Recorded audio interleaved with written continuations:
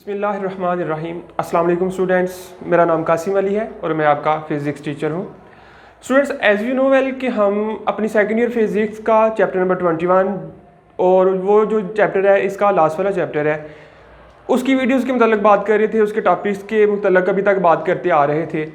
तो हम न्यूमेरिकल का भी स्टार्ट ले चुके हुए थे। आज वाली मैं अपनी इस वीडियो में न्यूमेरिकल्स को ही करवाऊंगा और इस वीडियो के लिए जो मैंने न्यूमेरिकल सेलेक्ट किए हैं, न्यूमेरिकल नंबर 5, 6 और 7, चैप्टर नंबर 21 न्यूक्लियर फिजिक्स के न्यूमेरिकल 5, 6 और 7 हम अपनी आज वाली इस वीडियो में इनको हल करने की कोशिश करते हैं एंड आई होप कि आपको अच्छी तरह से समझ भी आएगी। एज़ यूजुअल के जब मैंने आपको बताया हुआ है कि जब भी हम न्यूमेरिकल्स या एग्जाम्पल्स को करें तो बुक आपके पास हो, ताकि मैं इधर स्टेटमेंट बोर्ड पे नहीं लिख पा रहा, आप बुक से स्टेटमेंट को फॉलो करें, ठीक है, और आपको समझ भी आए क्या पूछा जा रहा है और हमने कैसे इसको सॉल्व करना है। तो स्टूडेंट, सबसे पहले हम चलते हैं न्यूमेरिकल 5 की तरफ। तो न्यूमेरिकल 5 में बताया जा रहा है determine the energy associated with following reaction, ठीक है, आपने एनर्जी को फाइंड करना है। एक रिएक्शन दिया हुआ है, ठीक है, न्यूक्लियर रिएक्शन है, क्योंकि हम न्यूक्लियर फिजिक्स की बात करते आ रहे हैं। तो एक रिएक्शन गिवन है, उस रिएक्शन की मदद से हमने एनर्जी को फाइंड करना है, ठीक है। तो एनर्जी फाइंड करने का तरीका स्टूडेंट सेम है जैसा कि पहले प्रीवियस हमने जो न्यूमेरिकल था उसमें भी किया। सबसे पहले हमें मालूम होना चाहिए एनर्जी फाइंड करने के लिए मैस डिफेक्ट। सबसे पहले हम मैस डिफेक्ट फाइंड करेंगे, ठीक है, उसके एलिमेंट्स के लिहाज से, फिर हम उसकी बाइंडिंग एनर्जी को कैलकुलेट करेंगे। तो स्टूडेंट्स, एक इक्वेशन हमें गिवन है, तो वो इक्वेशन हम लिख लेते हैं, इधर कोड कर लेते हैं बोर्ड के ऊपर। कार्बन के मतलब बताया जा रहा है, कार्बन 14 और 6, इसका जब रिएक्शन होगा तो ये ब्रेकडाउन हो जाएगा नाइट्रोजन में 14 और साथ आपके पास आ रहा है 7 और एमिशन होगी एक इलेक्ट्रॉन की, ठीक है, एक इलेक्ट्रॉन आपके पास एमिट होगा। तो ये रिएक्शन आपके पास गिवन था इस इक्वेशन, इस न्यूमेरिकल के अंदर। इस न्यूमेरिकल या इस इक्वेशन की मदद से आपने इसकी जो एनर्जी है, ठीक है, कितनी एनर्जी रिक्वायर होगी इस रिएक्शन को परफॉर्म करवाने के लिए, हम वो कैलकुलेट करेंगे इसके अंदर। तो स्टूडेंट्स, कैलकुलेशन में हमारे पास गिवन डाटा तो आ गया। नेक्स्ट वन हम लिखते हैं टू फाइंड, कि हम फाइंड क्या करना चाह रहे हैं, एनर्जी फाइंड करेंगे, जिसको डेल बी भी कह सकते हैं, डेल ई भी कह सकते हैं या बाइंडिंग एनर्जी भी कह सकते हैं आप। तो ये हम कैलकुलेट करेंगे इस न्यूमेरिकल में। तो इसके लिए जो कैलकुलेशन हम करेंगे, कैलकुलेशन में स्टूडेंट मैंने अभी आपको बताया कि हमने क्या करना है। सबसे पहले हम मैस डिफेक्ट को कैलकुलेट करेंगे और मैस डिफेक्ट की मदद से फिर हम बाइंडिंग एनर्जी को कैलकुलेट करेंगे। तो मैस डिफेक्ट का फार्मूला जो हमारे पास आता है स्टूडेंट्स, मैस डिफेक्ट का फार्मूला था del M is equal to, मैं इस इक्वेशन के लिहाज से मैं अब लिखने जा रहा हूं कि इस इक्वेशन में हमें क्या क्या चाहिए होगा, तो हम मैस डिफेक्ट को कैलकुलेट कर सकते हैं। डेल एम आपके पास स्टूडेंट्स आ रहा है मैस ऑफ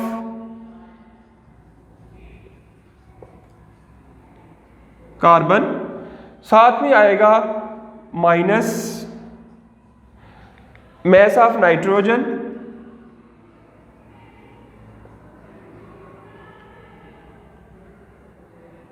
ठीक हो गया, into mass of electron, mass of electron भी आपके पास। ये फार्मूला हम कैलकुलेट करेंगे, ठीक है। अब हमें सबके मैस का अलग से पता होना जरूरी है, ये बातें आपने याद रखनी है कि कार्बन का मैस क्या होगा, नाइट्रोजन का मैस क्या होगा, मैस ऑफ इलेक्ट्रॉन क्या होगा, ये आप सब अपने तौर पर जुबानी इनको याद रखेंगे। तो स्टूडेंट्स, जब हम कार्बन की बात करते हैं तो कार्बन का जो मैस आता है वो कार्बन का मैस है 14.077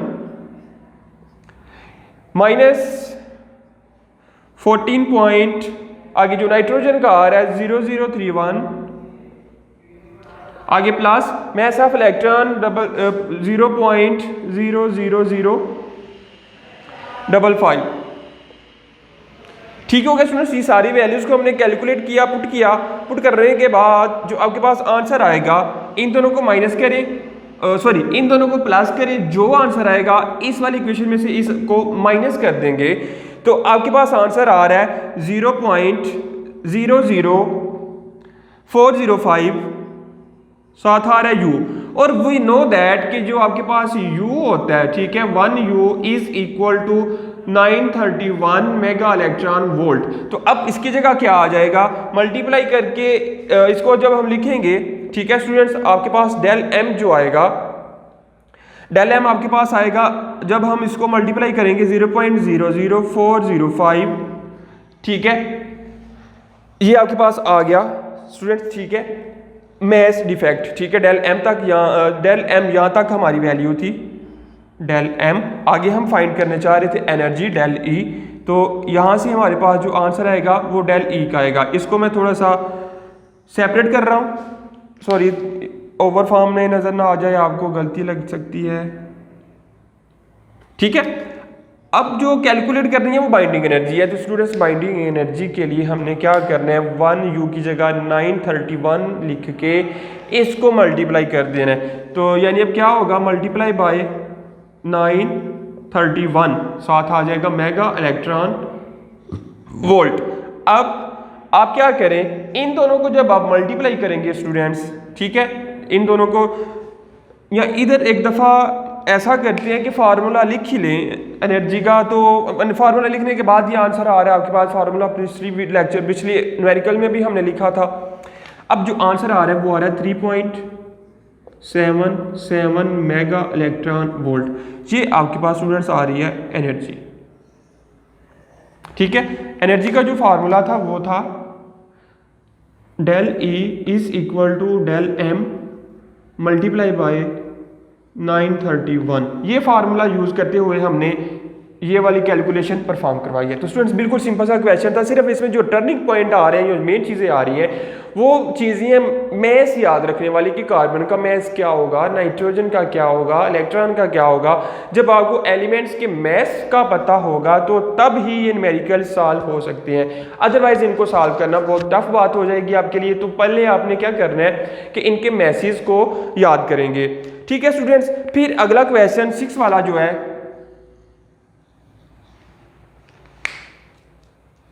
6 वाले क्वेश्चन में कहते हैं if uranium decay twice by alpha, कि जो यूरेनियम है 2 दफा डिके हो, what is the resulting isotope, decay होने के बाद उसका जो आइसोटोप आ रहा है, ठीक है, रिजल्टिंग आइसोटोप जो आ रहा है वो क्या होगा, ये हमने फाइंड करना है, ठीक है स्टूडेंट्स। तो गिवन डाटा ये आपके पास आ रहा है 21.7, ये 21.5 था,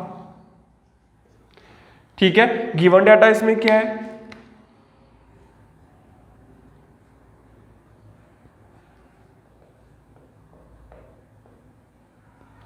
गिवन डाटा स्टूडेंट्स कह रहे हैं कि uranium is decay twice by alpha emission, uranium 234 और 92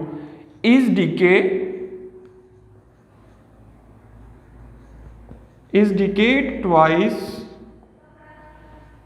bye alpha emission. Alpha emission के जरिए क्या हो रहा है, यूरेनियम 2 दफा डिके हो रहा है, ठीक है स्टूडेंट्स। 2 दफा डिके होने के बाद जो अब हमने इसमें फाइंड करना था, जो चीज़ फाइंड करना जा रहे हैं हम इस न्यूमेरिकल के लिए, वो कहते हैं आपने फाइंड करने रिजल्टिंग आइसोटोप्स। 2 फाइंड क्या आएगा इसके अंदर, 2 फाइंड आएगा स्टूडेंट्स रिजल्टिंग आइसोटोप्स।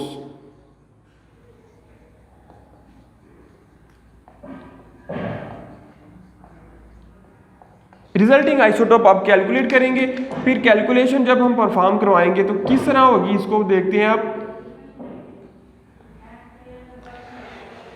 कैलकुलेशन में कहते हैं in alpha emission atomic number G decreases by 2 and mass number A decreases by 4, ठीक है स्टूडेंट्स।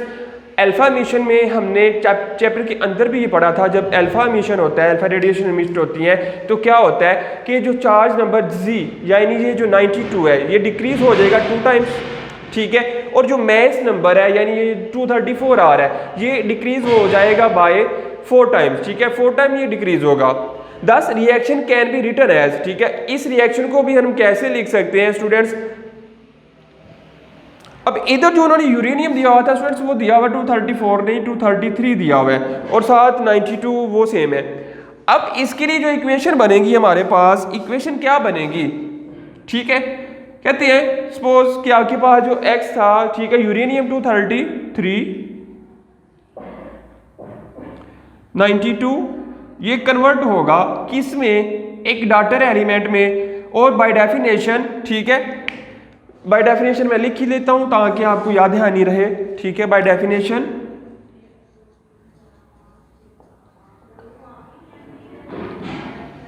इन alpha emission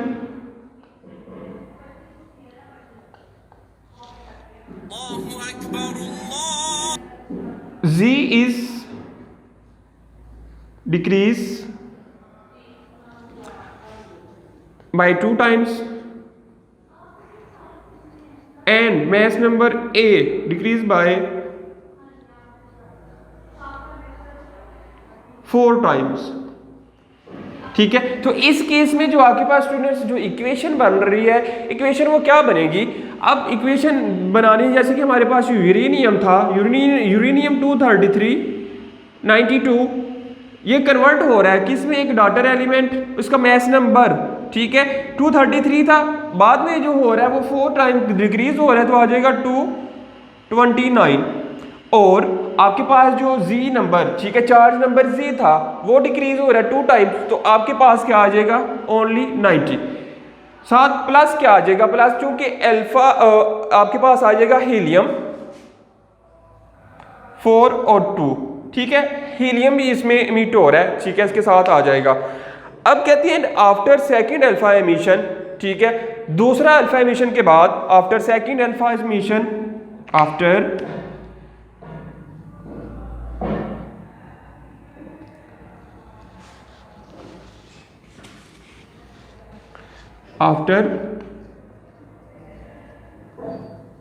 second alpha emission, कि जब दूसरी एमिशन होगी तो क्या होगी, इसको फिर से आगे जाके सेम एमिशन, चूंकि अल्फा एमिशन की बात करिए, चाहे वो एक दफ़ा हो चाहे वो 2 दफ़ा हो, तो उसके लिए स्टूडेंट जो प्रोसेस है, जो रूल है वो सेम ही रहेगा। जैसा कि हमने 233 यूरेनियम था, इससे हम डाटर एलिमेंट X में गए तो मैस नंबर 4 टाइम्स और चार्ज नंबर 2 टाइम्स डिक्रीज हुआ।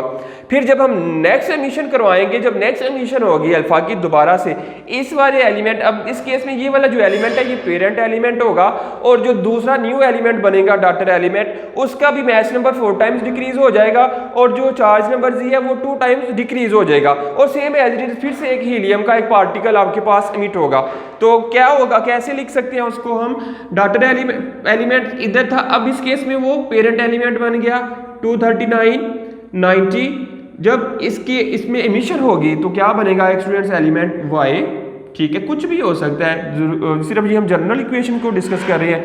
अब इसका जो मैस नंबर था वो 4 टाइम्स डिक्रीज करवाना है, पहले था 229, 4 टाइम डिक्रीज करें तो आ जाएगा 225, ठीक होगी बात। फिर इसका जो चार्ज नंबर Z था वो 2 टाइम्स डिक्रीज करवाना है, तो पहले 90 था, नेक्स्ट आ जाएगा 88, plus same as it is helium का एक पार्टिकल दोबारा से आपके पास इमिट होगा, हीलियम का पार्टिकल एक बन जाएगा। तो स्टूडेंट्स ये था दोनों दफा की अल्फा एमिशन के। अल्फा एमिशन में बाय डेफिनेशन आपने जैसे ये याद रखना है कि जब भी अल्फा एमिशन होगी, अल्फा एमिशन के वक्त जो मैस नंबर A है वो 4 टाइम्स डिक्रीज होगा, जो चार्ज नंबर Z है वो 2 टाइम्स डिक्रीज होगा। तो डिक्रीज करते वक्त आपने सेम इक्वेशन को हल कर लेना, सॉल्व आउट कर लेना। अब कहते हैं that's uranium decay twice by alpha emission then radium 88 is formed, and resulting isotope is radon. अब इस केस में जो इसका रिजल्ट आ रहा है स्टूडेंट्स, वो मैं इधर कोड करूंगा,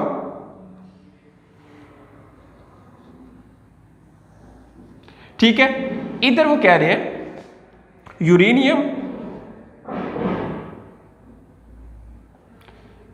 इज डिके ट्वाइस, ठीक है, 2 दफा ट्वाइस हुआ, एंड रेडियन 88, ठीक है। इस केस में ट्वाइस होने के बाद क्या आ रहा है, रेडियम 88 इज फॉर्म्ड, ठीक है, 2 दफा ट्वाइस, 2 दफा अल्फा एमिशन के बाद जो आपके पास एलिमेंट आ रहा है वो रेडियन 88 आ रहा है, ठीक है। रिजल्टिंग आइसोटोप्स हेंस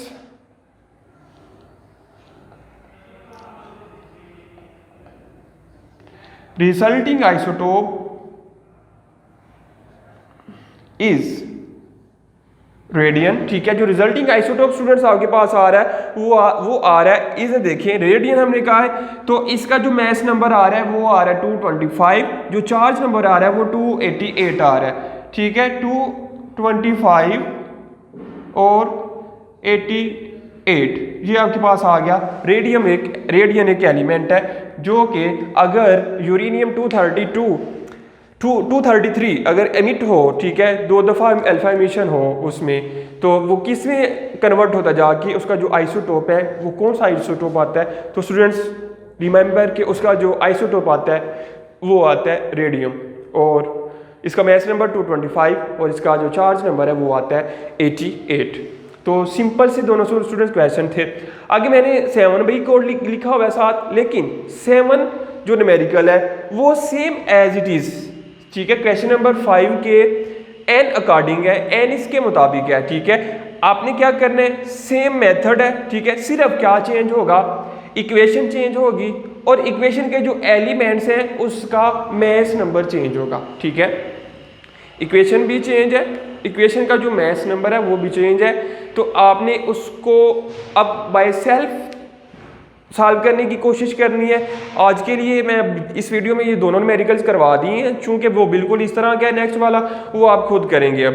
तो स्टूडेंट्स फिर आई होप कि आपको इन दोनों की अच्छी तरह से समझ आ गई होगी। तो मिलते हैं फिर हम अपनी अगली वीडियो में, ठीक है, नेक्स्ट न्यूमेरिकल्स के साथ जो रिमेनिंग है हमारे इस वीडियो के बाद, ठीक है। उन न्यूमेरिकल के साथ हम मिलते हैं हम अपनी अगले वाली वीडियो में। जैसा कि बेटा आपको मालूम है कि हम अपनी सेकेंड ईयर फिजिक्स का चैप्टर नंबर 21 न्यूक्लियर फिजिक्स उसके न्यूमेरिकल्स कर रहे थे अपनी प्रीवियस वीडियो तक, जो हमने न्यूमेरिकल सॉल्व किए थे। उससे आगे वाले जो न्यूमेरिकल्स हैं हम अपनी आज वाली इस वीडियो में सॉल्व करने की कोशिश करेंगे। तो स्टूडेंट्स चलते हैं बिला तखीर न्यूमेरिकल नंबर 12.9 के ऊपर। 21.9 में स्टूडेंट्स बताया जा रहा है, कह रहे हैं कि the radiation from a point source obeys the inverse square law. If the count rate at distance of 1 meter from Geiger counter is 360 counts per minute, what will be its count rate at 3 meter from the source, ठीक है। Count rate अगर 1 metre के फासले पर हो तो 360 है, अगर 3 मीटर के फासले पर होगा तो काउंट रेट हमने वो कैलकुलेट करना है, ये हमारे पास क्वेश्चन में बताया जा रहा है, ठीक है। काउंट गिवन डाटा में कह रहे हैं count rate at 1 centimetre 1.0 metre, वो आपके पास आ रहा है I1 is equal to 360 counts per metre per minute. फिर दूसरा स्टूडेंट्स कह रहे हैं डिस्टेंस फ्रॉम 1 काउंटर, ठीक है, डिस्टेंस दिया हुआ है R, डिस्टेंस को हम रिप्रेजेंट कर रहे हैं R1, वो पहला क्या था 1.0 मीटर डिस्टेंस। फिर दूसरा आपके पास आ रहा था R2, वो आ जाएगा 3 मीटर, ठीक है। 3 मीटर के फासले पर होगा तो फिर क्या काउंट रेट होगा ये हमने कैलकुलेट करना है। फिर टू फाइंड आपके पास स्टूडेंट्स क्या आएगा, count rate eight 3 metre I2 को आप कह सकते हैं, ये हम कैलकुलेट करेंगे, ठीक है। तो कैलकुलेशन स्टूडेंट्स क्या होंगी इसके लिए, कहते हैं since count rate obeys inverse square law, यानी जो काउंट रेट है वो बराबर होता है, इनवर्सली प्रोपोर्शनल होता है I ओवर I स्क्वायर के, ठीक है। फिर कहते हैं as count rate depends upon intensity of radiation, so count rate direct inversely proportional to 1 over R square. अब काउंट रेट अगर 1 की बात करें, ठीक है, काउंट रेट R1 की बात करें divided by count rate 2 is equal to students आपके पास आएगा I over R2 divided by I over R1 का स्क्वायर, सॉरी ये R2 का स्क्वायर आ जाएगा, साथ स्क्वायर भी आ रहा है। ठीक है स्टूडेंट, अब क्या होगा भाई, मैथमेटिकल रूल्स को इस्तेमाल करते हुए ये जो आपके पास बराबर आएगा वो आएगा, ये नीचे चला जाएगा ऊपर सबसे। ठीक है, तो आपके पास आ जाएगा R2 का स्क्वायर ओवर R2 का स्क्वायर डिवाइडेड बाय R1 का स्क्वायर, ये आपके पास वैल्यू आएगी। ठीक है, अब काउंट रेट पहले के लिए कितना था, ठीक है, इधर C1 कह लें ओवर C2 कह लें।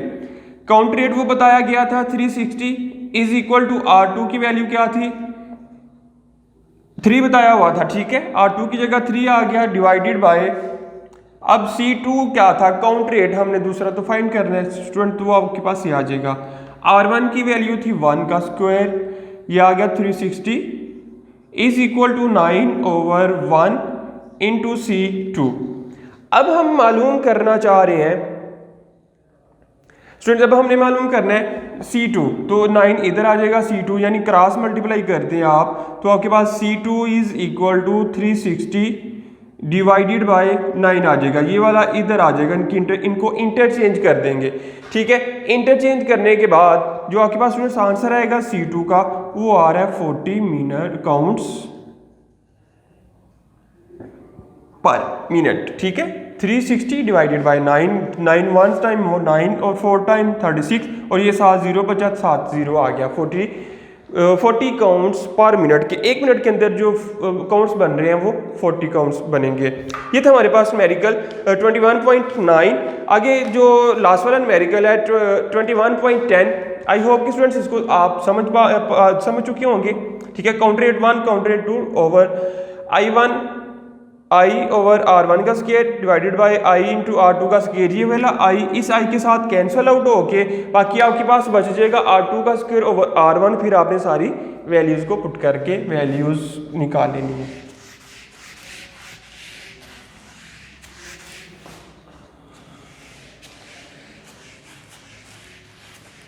जब हम बात करेंगे स्टूडेंट्स 21.10 की, तो आपके पास गिवन क्या है, कहती है 75 kilogram person receives a whole body radiation dose of 24 meter radian delivered by alpha particles for which RBE factor is 12।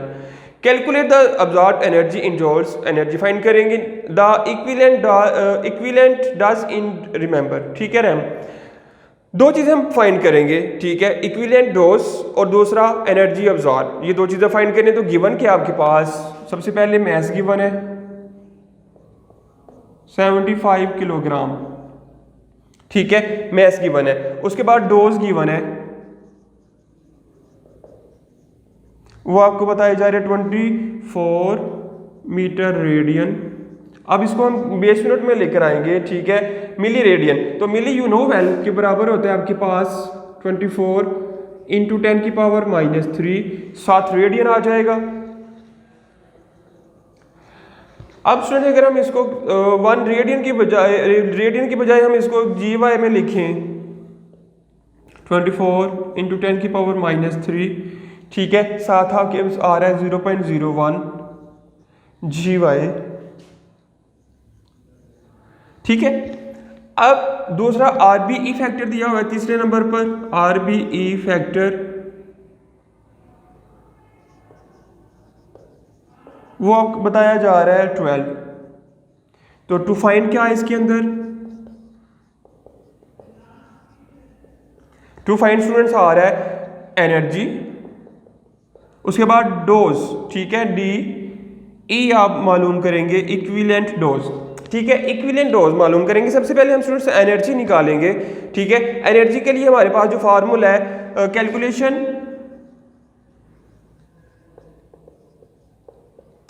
E is equal to M cross D।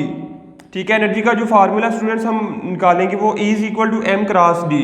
M आपके पास क्या था 75 किलोग्राम मल्टीप्लाई बाय D आपके पास क्या आया था, ये वाली value 24 into 10 की पावर -3 इंटू 0.01। ये आपके पास वैल्यूज को पुट किया। इनको हल करने के बाद स्टूडेंट्स जो आंसर आ रहा है वो आ रहा है 18 इंटू 10 की पावर -3 जूल। ठीक है, अब अगर इसको मिली जूल में कन्वर्ट करेंगे, लिख सकते हैं 10 की पावर यू नो वेल के बराबर होता है मिली के। हम क्या करेंगे 18 इंटू 18 खाली साथ आ जाएगा मिली जूल, 10 की पावर -3 की जगह हमने उसकी वैल्यू दोबारा से लिख दी, वो बराबर होती है मिली के, तो हमने वैल्यू पुट कर दी। ये आपके पास आ गई एनर्जी। फिर डोज का जो फार्मूला है equivalent dose D E is equal to D into R B E. ठीक है, सिंपल है ये भी।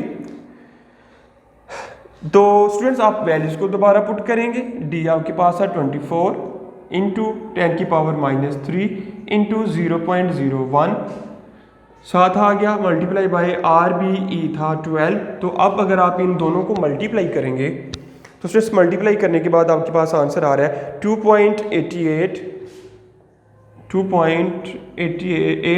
इंटू 10 की पावर -3 SV। अब इसको भी हम स्टूडेंट्स मिली में कन्वर्ट कर सकते हैं। ठीक है, कहते हैं 1 REM since 1 REM is equal to 0.01 SV।